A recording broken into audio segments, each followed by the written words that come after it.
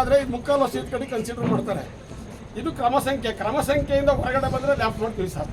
ಕ್ರಮಸಂಖ್ಯೆ ಒಳಗಳಿಂದ ಎಂಡವರೆಗೂ ಎಲ್ಲೇ ಬಿದ್ದರೂ ಅವ್ರ ಹೆಸರು ಮೇಲೆ ಅದು ಒಂದು ಅನ್ನೋದ್ರ ಬಿದ್ದರೂ ಕನ್ಸಿಡರ್ ತಗೋಬೇಕು ಅಂತ ನನ್ನ ವಾದ ಸರ್.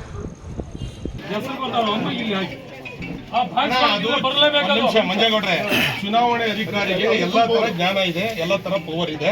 ಅವ್ರು ಏನ್ ತೀರ್ಮಾನ ತಗೊಂಡಿರ್ತಾರೆ ಪ್ರಜಾಪ್ರಭುತ್ವದಲ್ಲಿ ಸಮರಾಗಿ ಏನ್ ತಗೋಬೇಕು ಅದನ್ನೇ ತಗೊಂಡಿರ್ತಾರೆ. ಅದನ್ನ ನಾವ್ಯಾರು ಪ್ರಶ್ನೆ ಮಾಡೋದು